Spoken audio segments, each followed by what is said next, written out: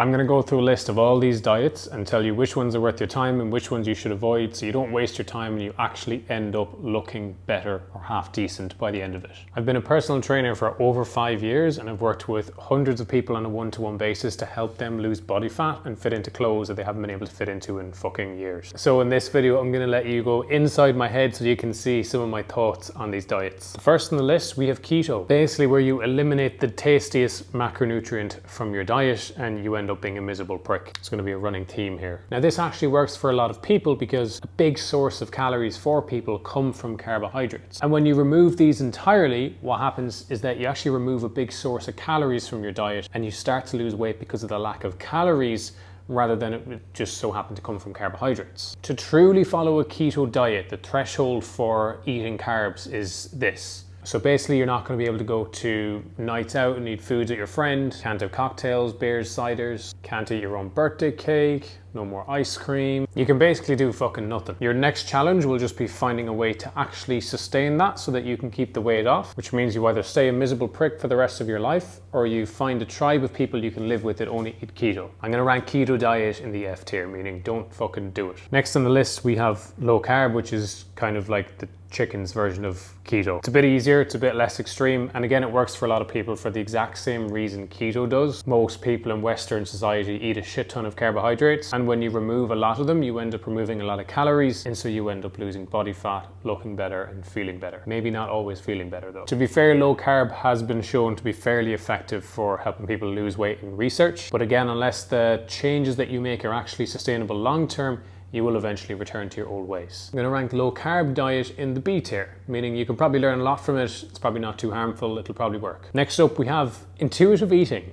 Intuitive eating is one that's commonly misunderstood. It basically means eat whatever the fuck you feel like. And you would think, how would that work for weight loss? Because that's kind of what you do anyways. And that's literally the point. The diet is not for people that want to lose weight. It's for people that want to develop a better relationship with food. And so if your goal is weight loss, in my opinion, stay away from intuitive eating because that's the reason you got yourself in this mess in the first place. As a way to have a good quality of life, enjoy yourself and not worry too much about food, sure, amazing. But as a weight loss diet, I'm going to put it down in the, we'll say, E tier. Next on the list is the carnivore diet, meaning you basically subscribe yourself to eating like a fucking T-Rex for the rest of your life. Except that most people that do the carnivore diet don't stick to it for the rest of their life. And like most diets for weight loss, the benefits are short-lived. Carnivore's big selling point is that you have a few famous people that said, oh, this diet worked really well for me. It helped me improve my symptoms of fucking Ebola. But really what's just happened there is they've cut out a lot of foods that have been causing problems with them in their diet. Carnivore diet has basically served as an elimination diet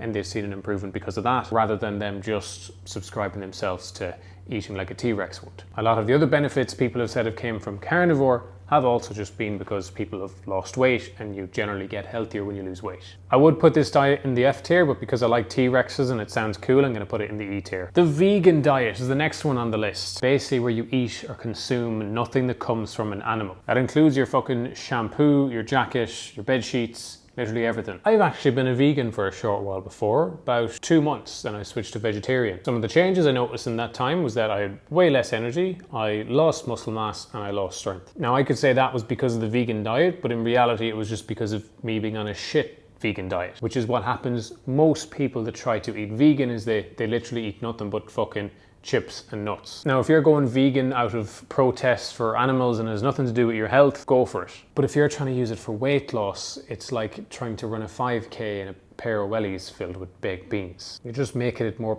fucking painful than it needs to be. When the vegan diet works for people, it's because number one, they do it well and they're not massively deficient in anything, which is, it's difficult to do well. Number two, it's usually because people consume way more fruit and veg than what they're used to, filling them up more, and as a result of this, they end up consuming more fiber and less calories as a whole, meaning they will lose weight. Doesn't happen to everyone though. I put vegan diet in the D tier. Next on the list is a vegetarian diet. Similar to low carb to keto, it's like the chicken's version of vegan, where you basically just don't eat any meat products that come from an animal. There's different types, like people that eat fish and then ones that don't eat land animals and people that do eat fish. Bit of a clusterfuck, to be honest with you. When it comes to weight loss, being a vegetarian doesn't really have any advantages unless it somehow gets you to consume more fruit and veg. If it does that, then it'll probably help, but you could just eat meat and also consume more fruit and veg. From a health point of view, if you start eating way less red meat, sure, you might be a bit healthier then, but again, you could just eat meat but consume less red meat as part of your meat eating diet anyways and still be fine. In comparison to vegan, there's not as many instances where people would just take up a vegetarian diet and start losing weight. So because of that, I'd put it in the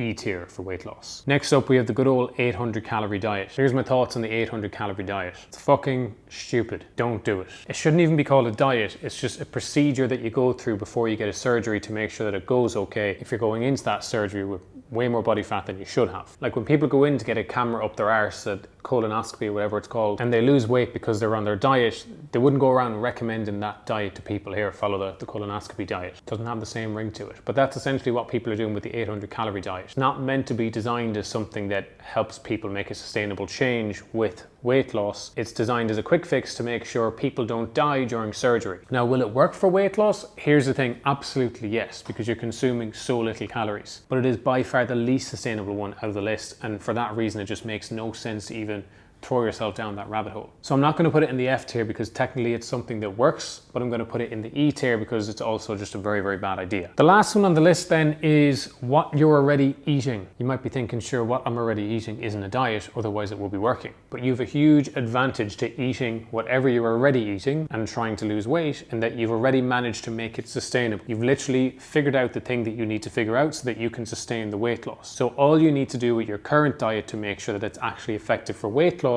is eat less of it. At the end of the day, it's the total calories that you consume from food that counts when it comes to seeing a visible difference with fat loss over time. So if you can find ways to eat the shit that you're already eating, but have it so, number one, you're eating less calories from it, meaning less portion sizes, and number two, so that it fills you up more, meaning more protein, more fiber, maybe adding on bits and pieces to your meals, then you'll start to lose weight, but it won't be a headache to sustain because you've already practiced it for fucking years. The thing is, usually people don't need to do a big U-turn on their diets unless you're one of these skunks that has fucking pot noodles for breakfast, lunch and dinner. So for this reason, I'd put this diet in the A tier, meaning this is what I would recommend everyone to do when they attempt to lose weight, is look at what they are already eating and make tweaks and adjustments based on that. Because you don't need to follow a new diet, you need to eat what you're already eating, but apply weight loss principles and knowledge on top of that. This is the quickest way for you to become the type of person that can lose the weight and also keep it off. That's the key part there that people forget. Now, if you want to learn how to do this with your own diet, I've made a complete cheat sheet that breaks down how to do this and a video covering that too. You can click into my channel to view it, or I'll put the link somewhere here in, I don't know how YouTube works, but you'll be able to click it somewhere.